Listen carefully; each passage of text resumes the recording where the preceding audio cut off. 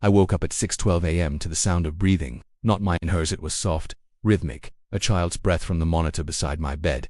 That sound should have comforted me. It used to. The green light blinked gently, tracking every inhale from the small room down the hall. I'd left the monitor on since Emma was born. She's 6 now. I should have stopped using it years ago, but I couldn't. The silence of this house without her would have killed me that morning, though something about her breathing was wrong.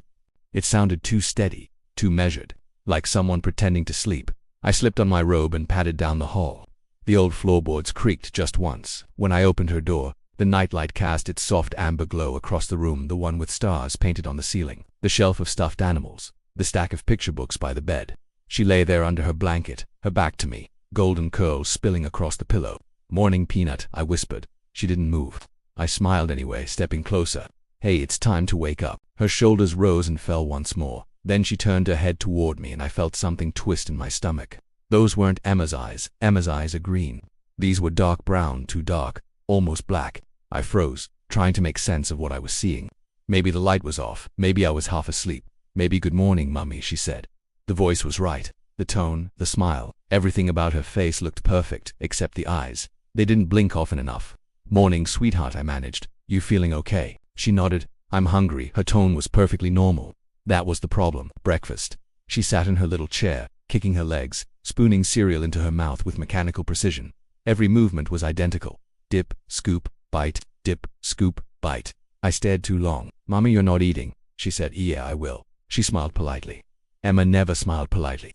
Emma laughed through her breakfast, spilled milk, made faces. This one watched me like she was studying my reactions. I called her name. "Emma, yes." I waited. "What's your favorite color?" She didn't hesitate. "Purple." Wrong. Emma's favorite color is yellow. Has been since she could talk. "Right," I said slowly. She tilted her head. "What's yours?" I called the pediatrician after she left for school. "Children's eye color doesn't just change overnight," I told the nurse.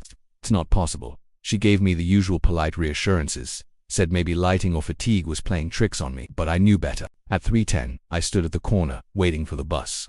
When it hissed to a stop, I scanned the window. She stepped off my little girl's body, her pink backpack, her red sneakers, but her posture was wrong. Straight spine, measured steps. "Hi, Mommy," she said. I looked for hesitation, confusion, some gap in her memory. None. But then she looked at the sky just for a moment and whispered something, too quiet to hear. "What did you say?" She blinked. "Nothing." That night, I couldn't sleep. I kept the monitor on again. At 2:34 a.m. the sound changed. The steady breathing became whispers, 2 voices. One was hers, the other, I don't know, deeper, metallic. I ran down the hall, swung open the door. She was sitting up in bed, eyes open, looking at the corner of the room. "Emma." She turned slowly, as if calculating the speed of her movement. "Why are you awake?" I asked. Her lips parted slightly. "He was teaching me who." She pointed to the corner. "It was empty, sweetheart. There's nobody there." She frowned. "You can't see him yet. Go back to sleep," I whispered. "Please." She lay down instantly, like a puppet released from its strings. I stayed there until morning, staring at the corner she'd pointed to. Over the next week, things got worse. She stopped asking for cartoons. She stopped drawing. She'd just sit in her room, tracing circles on her bedsheet with her finger, over and over. When I asked what she was doing, she said, "Counting the resets." At first I thought it was a game. Then I realized she never lost her place. One afternoon, while folding laundry, I found her drawings under her bed, pages of them, dozens. All the same stick figures holding hands under a dark sky. And in the middle, something that looked like a person, but split in half. One side normal, the other side black with empty eyes. In the corner of every page, she'd written a number, sometimes 3, sometimes 7, sometimes 12. I asked what they meant. She said, "That's how many times they've replaced me."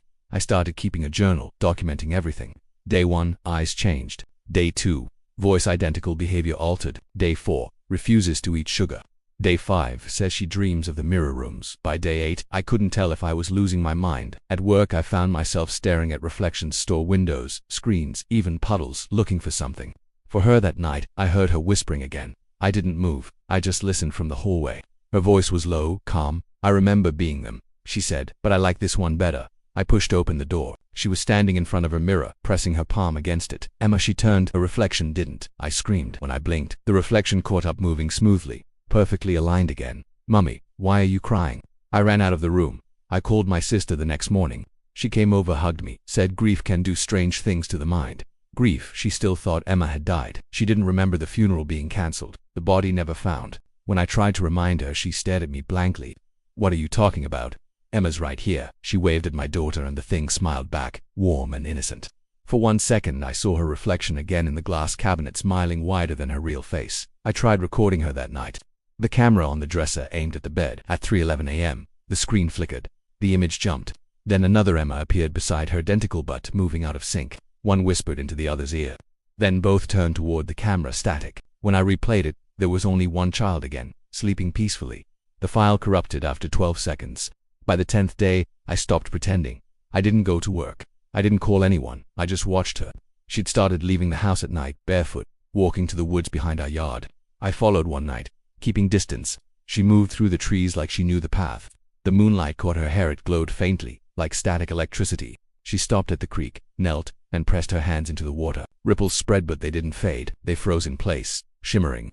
Then, shapes began forming on the surface, faces distorted, like reflections trying to remember themselves. I stepped forward. Emma, she turned, startled. You shouldn't be here yet.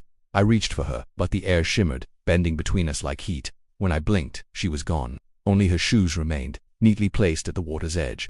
I searched for her all night. The police came in the morning. They found footprints leading into the creek and, stopping halfway across, no body, no trace. They told me she'd drowned. I knew better, because that night, when I returned home, she was sitting in her bed again. Same curls, same dress, same polite smile. Good night, Mummy. I wanted to scream. Instead, I whispered, where did you go? She tilted her head. I told you. He was teaching me. I moved out of that house a month later. Tried to start over. But the new apartment wasn't any safer. 3 nights after the move, I heard breathing again through the monitor. I don't even remember bringing the monitor. It blinked green once. Then I heard her voice, faint but clear. Don't worry, Mummy. This one's better. You'll like her more. They found me the next morning sitting on the floor, still staring at the screen. The officer said there was no child in the footage, just me, whispering to the camera. But when I looked closer, frame by frame, I saw her, behind me, smiling, and the reflection in the glass cabinet, still moving long after the video stopped.